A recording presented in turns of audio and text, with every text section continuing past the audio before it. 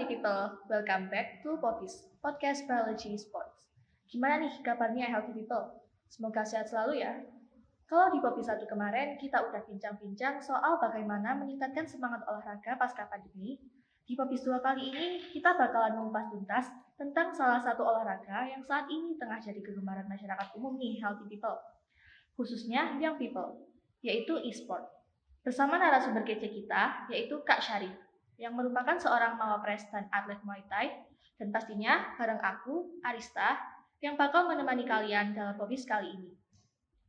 Oke, kayaknya kita harus berkenalan dulu nih sama narasumber kita kali ini. Halo Kak Syarif. Halo, gimana? Gimana kabarnya Kak? Alhamdulillah, baik. Alhamdulillah, semoga kita sehat selalu ya. Amin.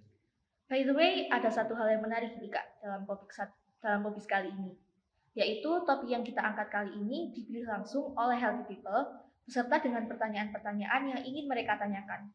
Jadi aku ucapin terima kasih banyak buat healthy people yang sudah mengirimkan pertanyaan-pertanyaan untuk Popis kali ini. Nah, sebelum kita masuk ke pembahasan nih, aku mau tanya-tanya dikit sama Kak Syarif. Kalau boleh tahu kesibukan kakak selama ini selain kuliah ngapain Kak? Kalau kesibukan selain kuliah ini, aku kan juga sebagai coach di salah satu yang kemarin megang event Porprov Jatim ya, sebagai coach Muay Thai. Terus kesibukan lainnya juga mungkin freelance, seperti private Muay Thai. Terus tetap latihan sebagai atlet. Oke. Dengar-dengar Kak Syarif juga jago main Mobile Legends nih Kak, boleh cerita dikit nggak? Ya, jadi gini ceritanya, awal pertama kali main Mobile Legends itu sekitar SMA ya. Saya memulai main Mobile Legends itu SMA, season berapa? Season 7 kalau nggak salah. Nah itu setelah itu tetap main terus dan beberapa sempat vakum karena mungkin capek ya dan device yang nggak mendukung, dan hasil aku main lagi barusan kemarin itu di 2020 ketika aku masuk kuliah dan main ini apa namanya, event Liga Mahasiswa mewakili UM. Wah, ternyata Kak Syarif ini juga seorang atlet dan sering banget nih main Mobile Legends yang biasanya identik dengan e-sport. Kalau kita berbicara soal e-sport nih Kak, kayaknya olahraga tersebut saat ini udah jadi sebuah tren nggak sih di kalangan anak muda? Kalau menurut saya e-sport itu bukan hanya sekedar anak muda ya, bahkan kecil dan tua itu bahkan dia juga gemar untuk bermain game online, terutama kalau kita berbicara e-sport itu sebenarnya e-sport itu ada banyak. Semenjak kita bukan hanya sekedar MOBA ya yang di gadget, tapi dulu waktu kita masih SD main PlayStation, Xbox itu juga salah satu bentuk e-sport. Wah, kira-kira kenapa ya Kak e-sport ini banyak digemari?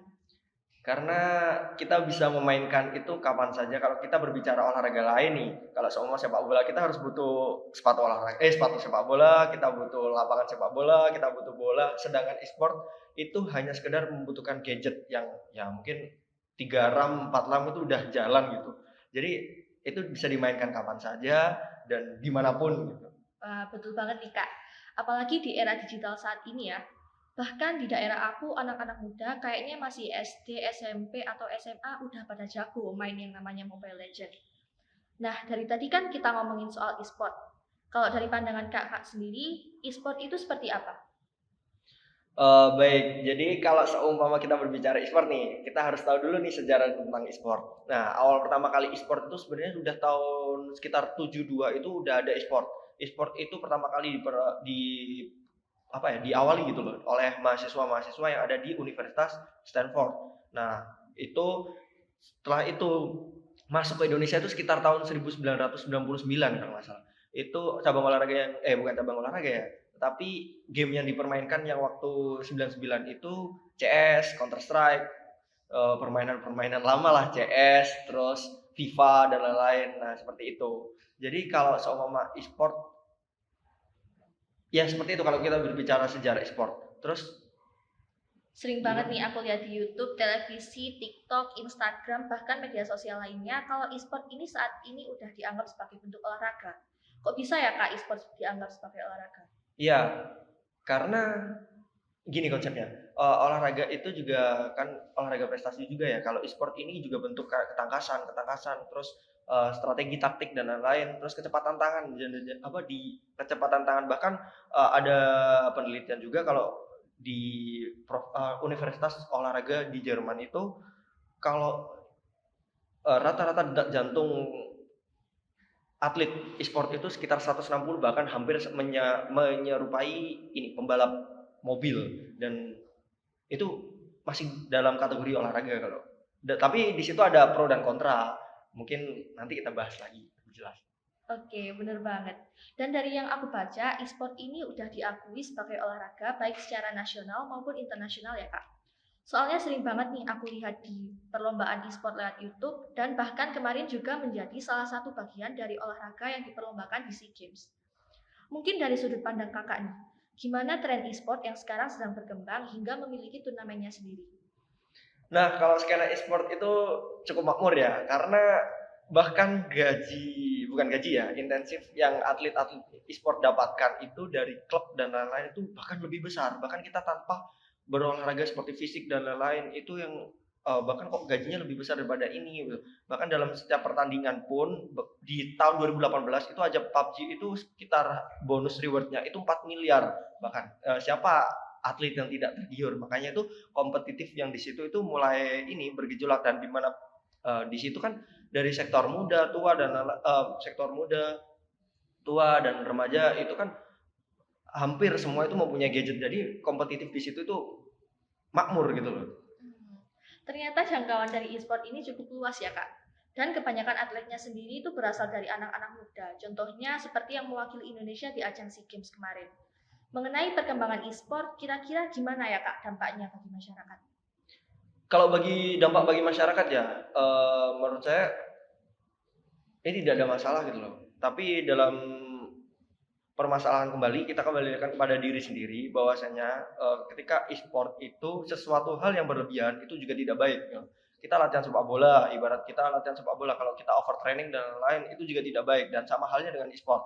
Jika kita mungkin kita berpikir bahwasanya saya bermain game ini untuk menjadi prestasi saya dan lain-lain, untuk menjadi atlet dan lain-lain. Harusnya kita harus paham juga apakah teman-teman yang ada di sekitar ini paham masalah misalnya latihan jam berapa, sampai jam berapa, istirahat cukup dengan faktor gizi, dan harus latihan, dan oleh karena itu kalau dampak bagi masyarakat harusnya pemahaman tentang e-sport sendiri itu harusnya udah di akal inilah, di luar akal gitu. Oke, kalau bicara soal dampak nih Kak, Intinya pasti SDM kayak gitu. iya benar Pak. Pasti ada dong peran e-sport juga bagi anak muda. Kalau menurut Kakak, bagaimana sih peran atau manfaat e-sport bagi anak muda? Bagi anak muda ya, Ya. tentu hal ini nih menjadi hobi-hobi yang sangat didukung oleh pemerintahan. Karena apa? Hobi ini kan udah mulai masuk ke ini. Kalau kita berbicara di e-sport itu ada namanya ESI dan IESPA.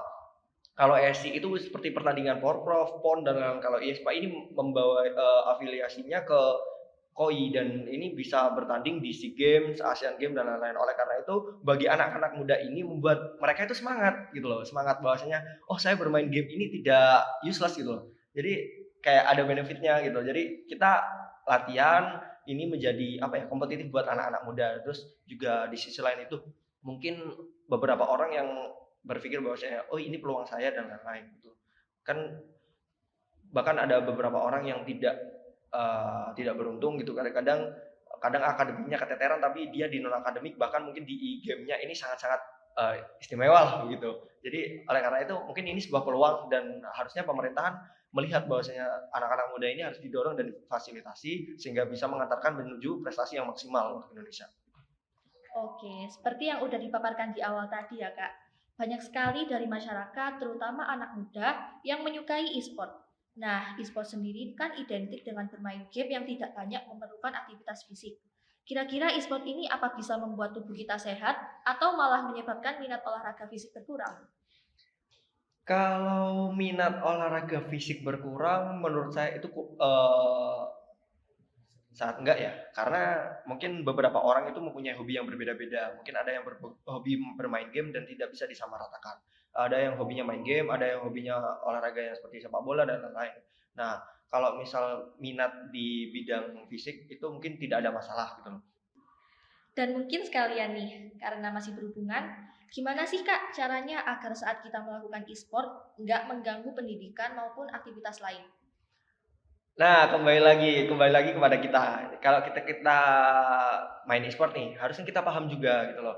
Kapan kita harus main, tepat waktu dan lain-lain, dan tanggung jawab apa yang kita miliki selain kita bermain game gitu loh. Ya, ketika kamu masih proses belajar bermain gitu ya. Ya udah kamu harus paham gitu loh. Jam terbangmu untuk bermain, jam terbangmu untuk eh, fokus pendidikanmu dan jam terbangmu untuk keluarga. Jangan jangan sampai ketika kamu fokus dalam game ini kan ada kontra dalam e-sport ini kan nanti menyebabkan sifat-sifat individualisme lah kayak gitu.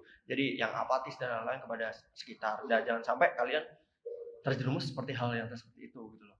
Oke, bener banget nih Kak. Karena e-sport saat ini banyak digandrungi, menurut Kakak gimana caranya supaya kita bisa mahir dalam permainan e-sport yang kita geluti? Fokus, komitmen, kita harus paham juga permainan apa yang kita mainkan.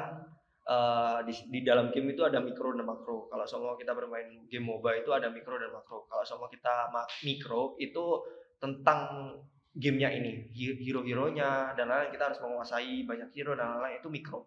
Nah, kalau makro itu kalau semua di dalam pertandingan tim di MOBA itu harus kita paham gitu.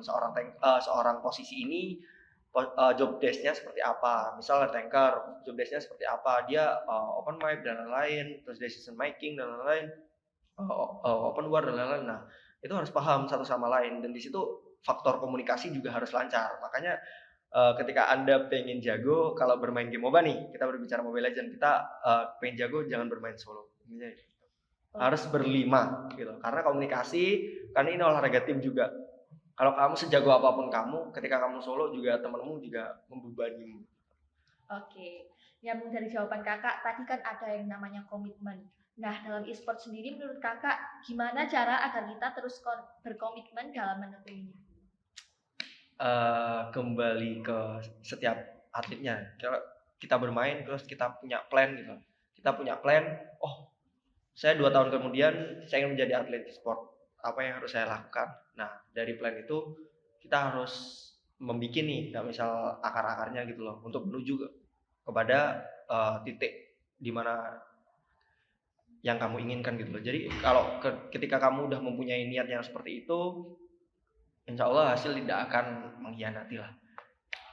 Oke, kayaknya kita udah bahas banyak hal nih dalam podcast kali ini. Dan seru sekali ya Healthy People pembahasan kita pada podcast kali ini. Gimana nih Healthy People? Pasti dapat pengetahuan baru dong dari topik kita kali ini.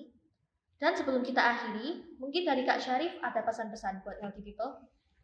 Buat teman-teman yang di sini, kalian kalau bermain game tetap jaga kondisi tubuh ya, jangan sampai begadang, karena kenyataannya ketika kamu begadang bukan malah prestasi yang datang, malah radiasi yang menggerogoti tubuh kalian gitu. Tetap berolahraga, tahu jam tidur, terus faktor gizi dan lain-lain. Jika Anda pengen menjadi seorang atlet, maka fokus dan terakhir itu semua, saya yakin bahwasanya kalian itu bisa. Oke, mantap banget nih saran-saran dari Kak Syarif. Terima kasih Kak Syarif atas pesan-pesannya, dan terima kasih juga telah berkenan untuk bincang-bincang bareng aku di Popis kali ini. Buat healthy people yang saat ini suka banget main e-sport, tetap semangat ya. Siapa tahu nantinya bisa jadi delegasi Indonesia di ajang e-sport internasional. Sampai jumpa di episode-episode Popis selanjutnya, dan stay healthy!